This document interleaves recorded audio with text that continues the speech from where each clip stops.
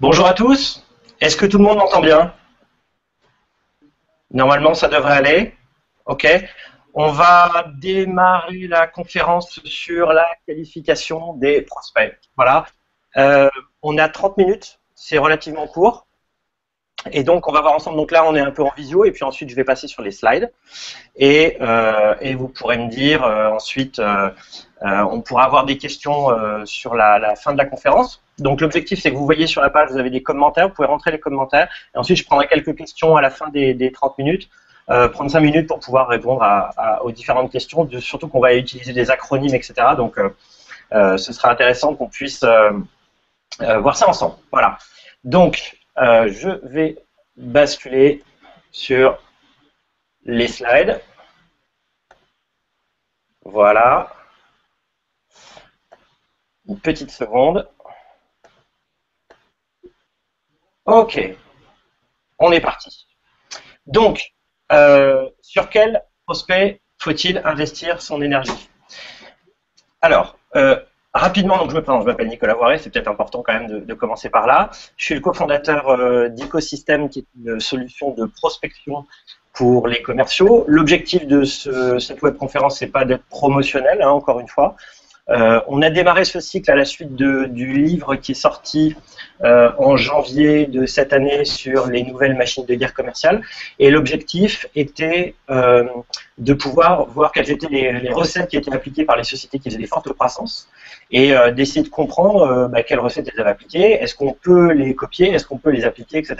Et ça couvrait à la fois la dimension marketing, commerce et support.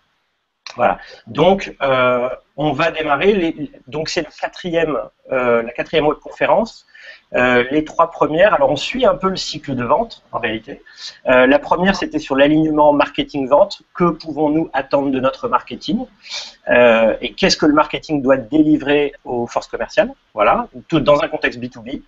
La deuxième webconférence était sur les nouvelles stratégies de prospection, où on a vu comment les entreprises de croissance, on avait pris beaucoup d'exemples de voir quelles étaient les nouvelles tactiques qu'elles avaient mis en place. Voilà. La troisième qui s'est passée il y a un peu moins d'un mois était sur le social selling, s'appelait comment Salesforce utilise le social selling.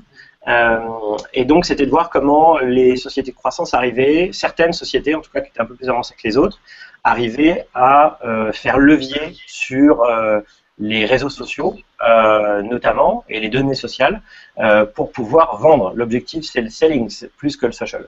Et puis, on va voir ensuite, maintenant, on avance un peu dans le cycle de vente, on va sortir de la prospection, et puis je vais essayer de démontrer, en tout cas aujourd'hui, que la qualification des prospects est absolument essentielle pour le fonctionnement des machines commerciales. Et donc, c'est ce que l'on va voir ensemble. L'agenda, rapidement, d'abord, je vais essayer de vous parler, j'ai essayé de résumer les 3 secrets de la croissance. Alors, c'est selon moi, j'ai pas une vérité biblique, mais disons qu'à partir de toutes les sociétés qu'on a pu voir, on essaye de sortir 3 patterns, trois recettes communes qu'elles ont pu appliquer et qui les différencient clairement des autres sociétés de leur secteur. Voilà.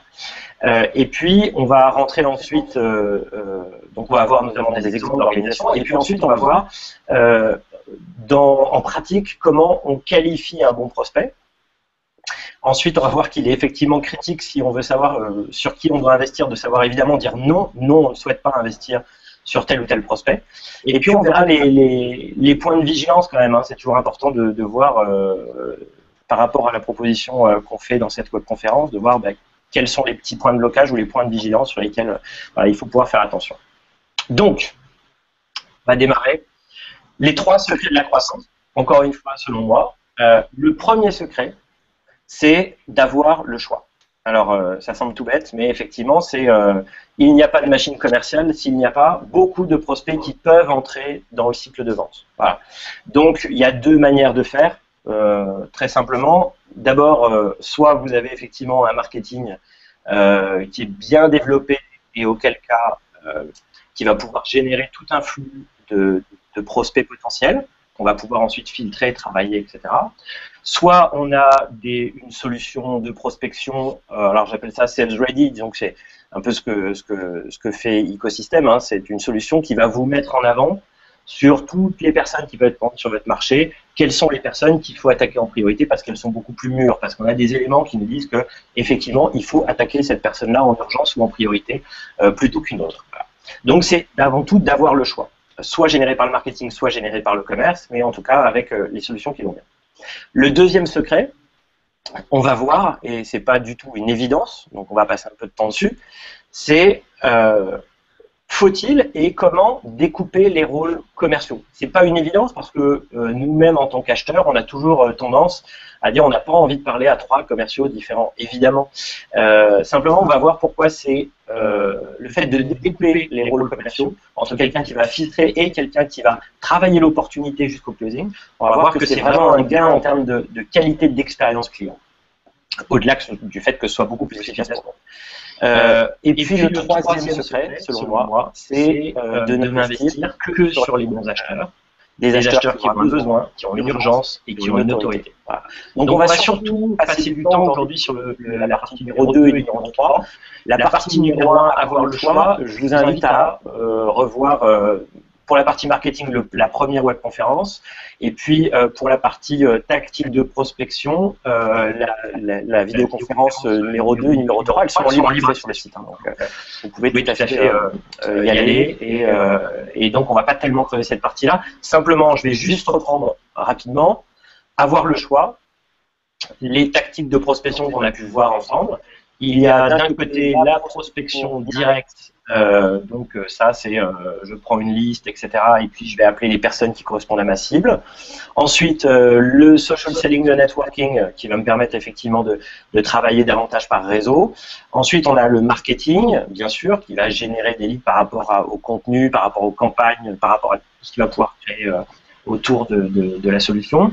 Et puis, ensuite, on va avoir les prospects qui vont rentrer parce qu'on a détecté des signaux de besoin dans les discussions, etc. Et on sait qu'effectivement, ces personnes-là sont matures et sont vraiment en phase de pouvoir acheter le produit. Elles sont intéressées par le produit, elles ont envie d'avancer. Alors, je les ai mis en liste parce qu'effectivement, ce qu'on a pu voir, c'est que selon votre technique de prospection, et puis souvent, en fait, c'est un mix qu'on va utiliser, mais on va faire rentrer les acheteurs à différentes étapes du cycle de vente. Il est évident que si on prend une liste de prospection et qu'on appelle simplement parce que les gens ont l'air de correspondre à la cible, on va tomber sur des gens très immatures et tout en haut du cycle de maturité et du cycle de vente. Et à l'inverse, si on travaille des prospects par rapport au fait qu'on a détecté un signal de besoin sur notre problématique, sur la solution qu'on va délivrer, à ce moment-là, on va faire rentrer des gens plutôt en bas, très mûrs, et plutôt en bas du cycle de vente. On aura un cycle de vente beaucoup plus court et un taux de closing qui va être beaucoup plus fort. Mais encore une fois, si vous voulez creuser ce sujet-là, il faut vraiment revenir sur les vidéoconférences précédentes. Donc, on va toucher le premier point. Le secret des entreprises de croissance, c'est de découper les rôles commerciaux. Je me suis amusé, ici, à prendre toute la liste je vous ferai passer les slides, hein, vous pourrez voir les slides ensuite, de prendre toute la liste des types d'actions qu'on attend d'un commercial.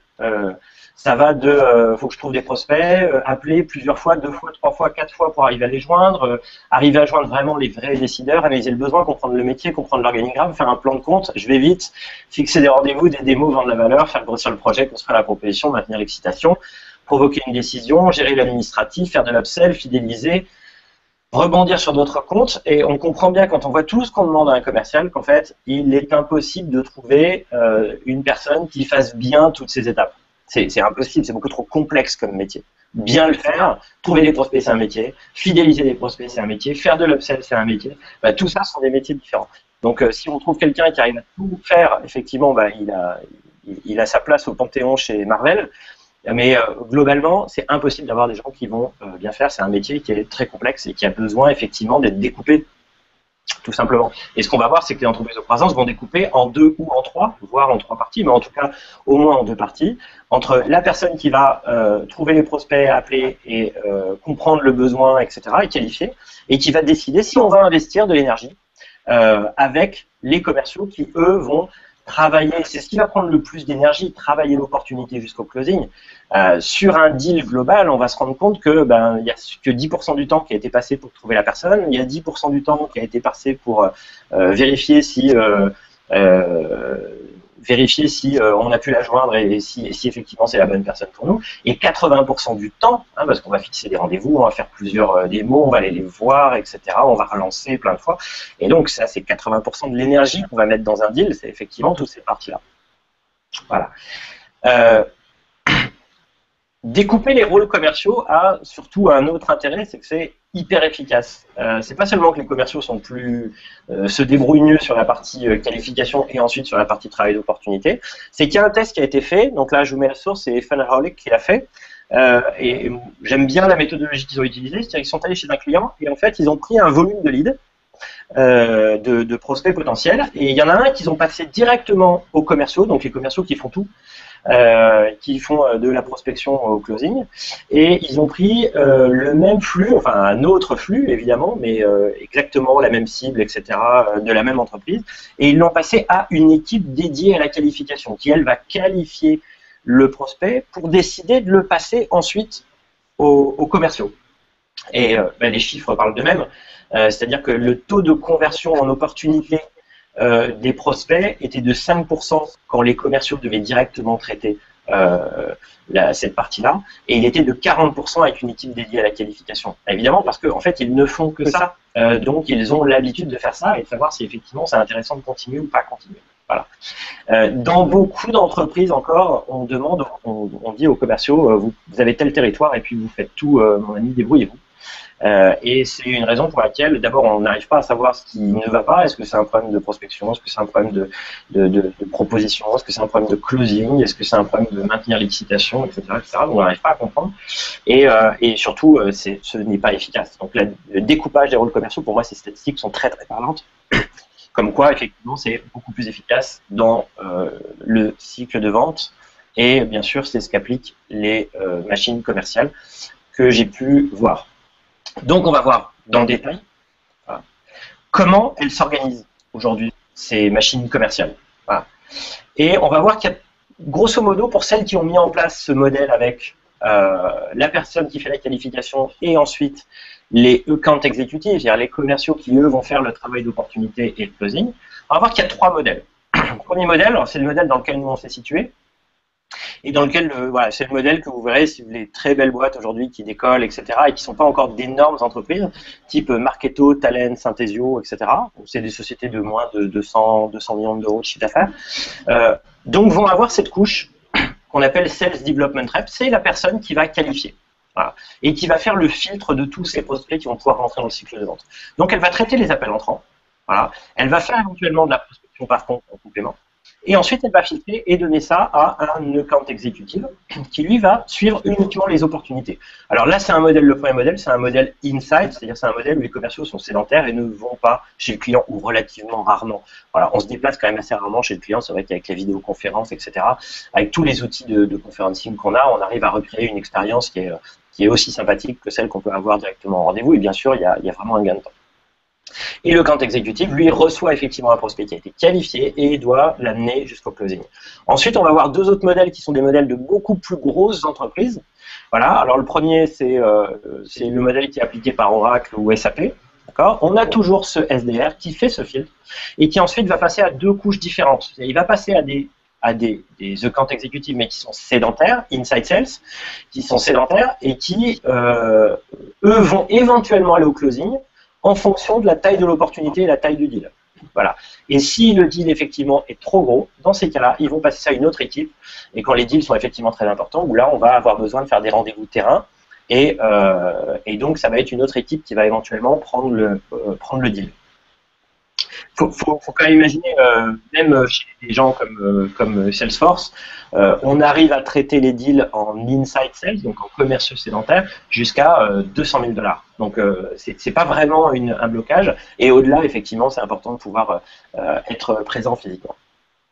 Et ensuite, on a le modèle type Salesforce Info, qui est un modèle plus, et dont on avait parlé déjà dans la précédente conférence, le social selling. où il y a effectivement une équipe de SDR qui ne traite que les appels entrants, et puis on a une autre équipe à côté qui va, elle, ne va faire que de la prospection par contre. Hein, grosso modo, on va lui dire je veux rentrer chez General Electric ou je veux rentrer dans le CAC 40, et elle va travailler avec ses moyens pour pouvoir joindre les décideurs et faire naître l'opportunité. Et ensuite, on passe le deal aux inside sales et aux commerciaux terrain, voilà, qui vont faire le closing avec cette limite de taille de deal hein, qu'ils appellent le cut, qui permet de savoir si on va rester sur de l'inside ou on passe à une autre. Voilà. Donc c'est pour vous montrer qu'effectivement ces modèles de découpage sont vraiment les modèles qui sont aujourd'hui vraiment appliqués de manière standardisée dans ces entreprises de croissance. On va passer au secret. Donc là, on a essayé de démontrer, ok, il faut découper les rôles commerciaux. Le secret numéro 3, c'est, et on va passer un peu de temps dessus, c'est d'investir du temps que sur les bons acheteurs. Alors, que sur les bons acheteurs, évidemment, qu'ils soient dans la cible, ça, je pense que tout le monde l'a compris. Si on cible les DSI des boîtes de biotech à Genève, on ne va pas aller taper les DAF chez Total à Paris. Voilà. Donc, la cible, évidemment, c'est une évidence. Mais ensuite, les 3 points qui sont les plus importants, c'est on ne va investir du temps qu'avec des gens qui reconnaissent un point de douleur ou un besoin qui est fort, qui l'ont verbalisé. Ça, c'est extrêmement important parce que c'est ce qui va faire qu'effectivement, on va avoir des chances de closing et que la vente va probablement aller un peu plus vite et qu'il y aura plus d'ambition, que la taille du deal sera plus importante. Ensuite, c'est on ne va investir du temps, même s'ils reconnaissent un point de douleur, que s'il y a une urgence ou une envie d'aller vite. Voilà. Ça c'est important parce que vous n'avez pas envie d'avoir des cycles de vente pendant 9 mois où en plus ça va être très difficile de garder l'excitation, etc. Et donc à partir du moment où la personne ne peut pas aller vite par rapport à son contexte, par rapport à ses autres objectifs, etc., ça va être important de ne pas investir de temps aujourd'hui là-dessus. Et enfin, c'est un et. Le troisième, c'est au bon niveau de décision et avec un process d'achat clair. Évidemment, il faut parler aux décideurs. Ça semble évident et on verra, hein, bien sûr, dans d'autres webconférences, les techniques pour aller joindre les décideurs. On en a vu un peu dans le social selling, comment on faisait Salesforce, etc. Effectivement, il faut parler soit aux bons décideurs, soit on va voir que c'est pas toujours facile de joindre directement le bon décideur. Et si on n'a pas forcément le bon décideur, c'est est-ce qu'on a un accès facile au bon décideur ou est-ce que le processus d'achat est relativement clair. Si c'est la première fois, si vous vendez de la délégation de personnel et que c'est la première fois que votre interlocuteur va en acheter, c'est très important de comprendre quel va être le processus d'achat. S'il en a déjà acheté, il sait très bien comment ça fonctionne et ça va sécuriser votre deal. Voilà. Donc, grosso modo, pour ceux qui sont un peu familiers de ça, en fait, on applique une variable du BANT. C'est un modèle qui est utilisé depuis pas mal de temps et qui a été promu depuis pas mal de temps, qui budget, autorité, alors en anglais, budget, authority, need and time. Voilà, budget, autorité, besoin, délai. Les 4 variables qu'il faut utiliser pour qualifier un prospect et pour décider d'investir du temps. Voilà. C'était un peu théorique, donc maintenant on va passer en pratique. Qu'est-ce qu'on doit collecter? Qu'est-ce qu'on doit qualifier et pour prendre la décision d'investir du temps? Encore une fois, 80% de l'énergie, on va le passer après, on va le passer pour faire naître le deal et aller jusqu'au closing. Donc il faut choisir sur qui on va investir du temps. Pourquoi qualifier avant d'appeler? Donc on va voir surtout avant l'appel, qu'est-ce qu'on doit faire pour savoir qui on doit appeler. Il semble une évidence, ça c'est une capture que j'ai prise d'une personne à New York, elle est légitime, vous pourrez la voir, il est decision maker, c'est Jonathan Coe, et il s'appelle Jonathan Cohen. Comme me dit, elle me l'a répété il n'y a pas longtemps, mon ami Thibaut, il dit « Décideur, c'est pas un job qu'on trouve sur LinkedIn ». Il faut se méfier, il y a beaucoup de titres ronflants sur LinkedIn, ils ne sont pas forcément très fidèles à ce que fait la personne. Donc d'abord, on va déjà essayer de qualifier, est-ce qu'il est vraiment dans la cible, c'est pas toujours une évidence. Et on va voir, alors ça c'est critique, c'est effectivement avant d'appeler, toujours préqualifier un contact. Voilà. Toujours le faire parce que ça va nous donner des alibis, parce que notre conversation va être beaucoup plus pertinente, parce que c'est quand même plus agréable pour le prospect de voir qu'on a bien compris, a priori, on a essayé de chercher l'information et de comprendre un peu comment ça fonctionnait. C'est ce qui va nous permettre aussi de tout faire revalider, alors une partie en tout cas, faire revalider ou faire confirmer des informations qu'on a pu avoir par ailleurs. Et par exemple, est-ce que le vrai décideur, c'est bien telle personne sur ce type de projet? Bon, ben ça, l'information publique va pas forcément vous le donner. Donc, il y a un moment où l'appel, de toute façon, on ne peut pas passer outre le fait d'appeler les personnes. Voilà. Alors, quelles sont les informations qu'on doit absolument collecter avant un appel? La première, bien sûr, c'est les informations personnelles, les points de contact, les emails, les numéros de téléphone, son job, etc. Ensuite, ça va être les informations sur la société. Quel est son métier, quels sont ses concurrents, quels sont ses axes de développement, sa stratégie, etc. Parce que ça, c'est très très bien pour être macro et vendre la valeur de sa solution par rapport à la stratégie de l'entreprise. Et puis aussi tout ce qu'on va pouvoir trouver dans l'actualité qui sont des leviers. Si effectivement la société lance un nouveau produit, fait une vague de recrutement, a décidé d'ouvrir un nouveau bureau à Singapour ou autre, etc., ça va être effectivement très important parce qu'on va utiliser tout ce qu'on va pouvoir trouver dans l'actualité et qui vont être des accroches, des éléments pertinents dans la première conversation pour pouvoir qualifier. Ensuite, ça va être l'organigramme, la power map et la personne à qui l'on parle de comprendre quel est son réseau d'influence dans cette power map. La power map, c'est pas seulement un organigramme, c'est de voir quels sont les liens hiérarchiques, de pouvoir, qui reportent à qui, etc. Donc, on va construire une power map où au moins on va, c'est juste pour faire un appel, on va au moins l'avoir un peu dans la tête, ce qui va nous permettre surtout de lui faire valider est-ce que la personne qui est décideur, c'est un tel ou un tel. Voilà. Et ça va te permettre de parler justement des liens d'influence et donc du processus d'achat dans l'entreprise. Ensuite, on va rechercher qui sont nos propres clients qui travaillent dans le même secteur ou qui sont directement les concurrents de notre prospect. C'est un argument fabuleux si je peux lui dire ah bah justement je travaille déjà avec votre concurrent et je fais déjà tel type de projet avec eux. Et donc effectivement vous allez éveiller la curiosité et la personne va vouloir rentrer dans le cycle de vente.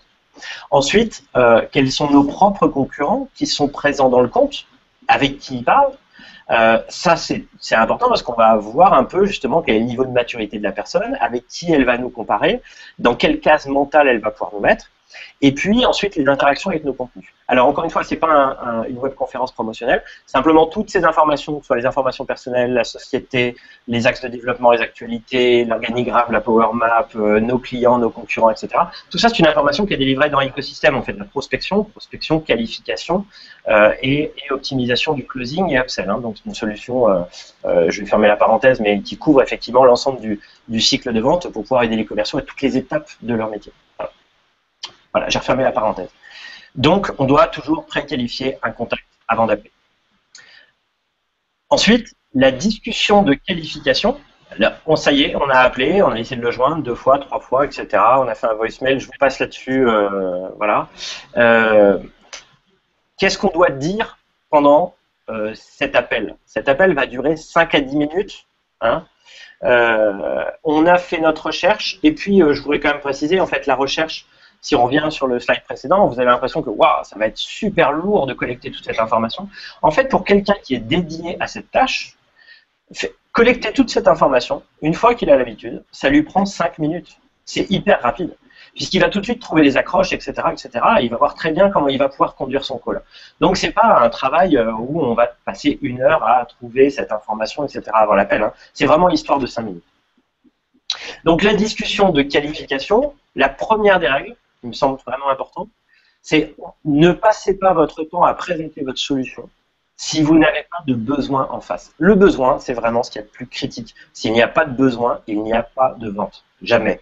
Donc si vous arrivez à collecter les besoins, le contexte et les besoins avant de présenter votre solution, vous pourrez adapter la présentation de la solution en fonction de sa problématique.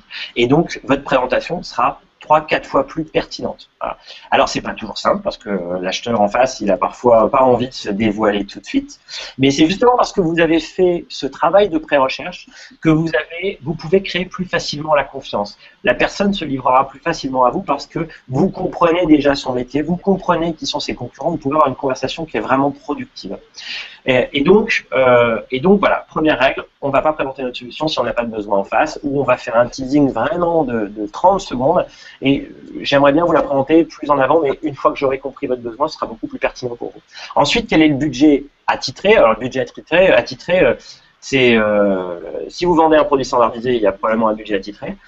C'est pas toujours le cas, et en fait, même quand on regarde les achats qui ont été faits, c'est une étude qui est sortie l'année dernière, c'est qu'il n'y a de budget alloué à votre solution que dans 23% des cas. Dans les autres cas, en fait, on va trouver une ligne budgétaire ailleurs, où on va monter un business case pour trouver le budget, etc.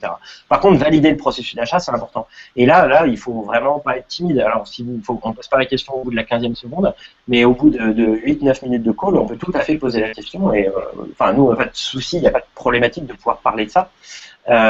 Le troisième point, c'est bien sûr l'autorité. Est-ce que c'est vous qui décidez? Sinon, est-ce que vous pouvez m'aider à être en relation avec la personne qui va décider? Est-ce qu'on peut l'intégrer dans le prochain call? Est-ce qu'on peut la faire rentrer aussi dans le cycle de vente? Il ne s'agit pas de vous éjecter, il s'agit d'associer le décideur. Quel est votre besoin, vos problèmes? C'est là où on va passer du temps. Et puis, dans quel délai voulez-vous avancer? Pas toujours évident de savoir répondre à ça, surtout en tout début quand on fait la qualification. Simplement, on peut en tout cas identifier les points de blocage qu'il peut y avoir. Alors, si vous vendez un audit, si vous vendez encore une fois un produit un peu standardisé, les personnes savent à quel moment elles doivent le faire. S'il y a un appel d'offres, etc., où il y a des appels d'offres en cours, elles savent à quel moment ça doit être mis en place. Donc, pas de souci pour poser la question. Pour des solutions, pour d'autres solutions, c'est pas toujours évident. Ce qu'on va essayer d'identifier, c'est quels sont les points de blocage, est-ce qu'il y a d'autres projets qui sont prévus, etc. Et qui peuvent retarder le délai. Meet Emily. Emily est notre Sales Development Representative. Donc, c'est vraiment son métier. Son métier, c'est de parler avec nos prospects qui vont rentrer dans le cycle de vente, de parler de leurs besoins. Comment ils sont organisés? Quels sont leurs points de douleur? Ça, c'est vraiment la clé. C'est ce qui va être le plus important dans son modèle BAN, c'est de comprendre les besoins, les problématiques de la personne. Voilà. Et elle ne vend pas la solution écosystème. Si vous avez le plaisir de rentrer dans notre cycle de vente, vous pourrez voir avec elle. Son métier, ce n'est pas de vendre écosystème. Son métier, c'est de vendre la prochaine étape. Voilà. Son métier, c'est de vendre. Alors chez nous, ça va être une démo personnalisée en fonction de votre environnement. Ça va être un intro call. Alors pendant d'autres entreprises, ça peut être un rendez-vous physique, etc. C'est de dire, OK, j'ai bien compris votre besoin et je vous propose de vous mettre en relation avec quelqu'un qui travaille déjà avec votre concurrent ou avec d'autres sociétés dans votre secteur et qui va faire quelque chose de parfaitement personnalisé pour que le produit parle. Voilà. Mais ce n'est pas mon métier de le faire. Moi, j'ai besoin de comprendre si le besoin est là et les autres éléments du BANT. Elle est là pour décider si on va investir du temps avec le prospect ou pas. Et ce qui est très important aussi, c'est que le prospect doit souhaiter aller plus loin. On ne force pas quelqu'un à descendre dans un cycle de vente. Et au contraire, c'est même beaucoup plus efficace de lui dire « Je vous propose de rencontrer une personne qui a travaillé avec telle et telle entreprise et qui aura des retours d'expérience et qui va vous permettre de mieux évaluer la valeur du produit pour vous. Mais si vous ne souhaitez pas le faire, on s'arrête là et on reste très bons amis. Voilà. Si vous ne souhaitez pas rentrer dans le cycle de vente, surtout, mon objectif, ce n'est pas de vous forcer. Voilà. On ne force pas les gens et c'est beaucoup plus efficace de leur laisser un degré d'autonomie. Ça fait des taux de conversion qui sont plus importants et puis on n'a pas du tout envie de caler un call et prendre le temps d'un account exécutif avec quelqu'un qui n'a pas forcément envie de rentrer dans le cycle de vente. Donc ça, c'est très important de leur laisser l'autonomie, voilà, et que la personne puisse sortir à n'importe quel moment du cycle de vente. Voilà. Et bien sûr, savoir dire non si les critères ne sont pas remplis, etc. Le besoin n'est pas clair, la personne n'a pas verbalisé son besoin. Son niveau de maturité par rapport à ce que vous pouvez offrir n'est pas suffisamment élevé. Très bien, le besoin n'est pas clair, on se rappelle, c'est pas grave. Ce qui serait grave, c'est de passer du temps, encore une fois, avec quelqu'un qui n'est pas prêt à aller vite ou n'a pas encore compris son besoin. Si mon offre ne répond pas aux besoins, je parle à quelqu'un qui, en fait, a une problématique de recrutement, de commerciaux, qui a besoin d'un CRM. Ce n'est pas ce que je vends, moi je vends une solution de prospection. Donc, mon offre ne répond pas aux besoins, très bien, stop, on arrête là. Voilà. Si le risque d'un délai de signature est trop long, j'ai d'autres choses qui sont planifiées pour septembre, etc., donc je ne pourrais pas avancer trop vite, très bien. De la même manière, le risque de délai est trop long. Si la personne n'est pas décideur ou n'a pas un accès facile au décideur ou le processus de décision n'est pas clair. Voilà.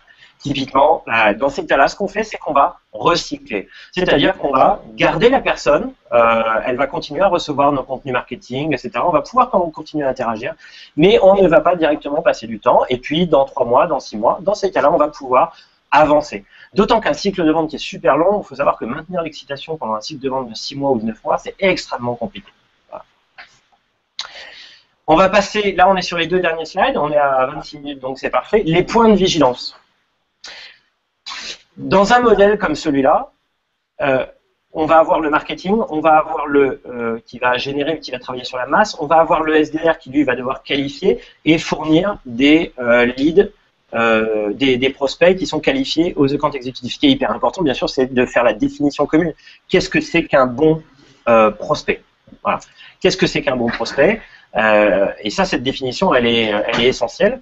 D'autant que pour être sûr d'ailleurs que les ventes, les rendez-vous ne soient pas forcés, Émilie en l'occurrence, donc le rôle du SDR, et c'est la best practice, c'est que elle n'est pas commissionnée sur le rendez-vous. Évidemment, il faut arrêter de commissionner les gens sur le rendez-vous, sinon ils vont forcer les rendez-vous. Elle est commissionnée sur le fait qu'il y a une opportunité plus loin. C'est-à-dire qu'il y a vraiment un projet qui va se monter. Donc, en tout cas, c'est de définir qu'est-ce qu'est un bon. Le deuxième point, c'est une question qui est est-ce qu'on doit rattacher ce SDR au marketing ou aux ventes? Alors, chez nous, Émilie travaille avec moi, donc elle est rattachée au marketing. La best practice, normalement, c'est de rattacher au marketing parce que ça permet de donner aux équipes de vente des leads qui sont qualifiés. On les a appelés, on est sûr qu'il peut y avoir un projet derrière. Maintenant, pour être honnête, dans 70% des cas, pour les sociétés qui ont mis en place ces modes-là, ces organisations-là, le SDR est en général rattaché aux ventes. Voilà. Mais normalement, la best practice, c'est le marketing. Bon.